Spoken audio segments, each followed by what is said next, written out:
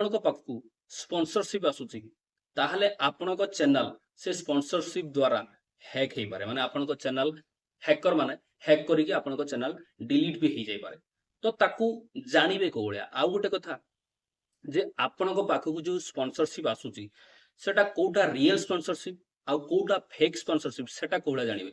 କାହିଁକି ନା ଯଦି ସେଟା ନ ଜାଣି ପାରନ୍ତି ତାହେଲେ ଆପଣଙ୍କ ଚ୍ୟାନେଲ କେତେବେଳେ ବି ହ୍ୟାକ୍ ହେଇଯିବ। କାହିଁକି ନା ଆପଣ ଜାଣିଛନ୍ତି ହ୍ୟାକର ମାନେ ଯେତେବେଳେ ଆପଣଙ୍କ ପାଖକୁ କୌଣସି ମେଲ୍ କରନ୍ତି, ଯୋଉଭଳିଆ କି ମୋ ପାଖକୁ ବହୁତ ଗୁଡିଏ ମେଲ୍ ଆସୁଛି, କିନ୍ତୁ ଦେଖନ୍ତୁ ମୁଁ ସ୍ପନ୍ସରସିପ୍ କରୁନି। ତ ମୁଁ ଟାର୍ଗେଟ ରଖିଥିଲି 1,00,000 ସବସ୍କ୍ରାଇବର ହେଲା ପରେ ଯାଇକି ମୁଁ ସ୍ପନ୍ସରସିପ୍ ନେବି। ଏବେ ମୋର 1,00,000 କମ୍ପ୍ଲିଟ୍ ହେଇଯାଇଛି।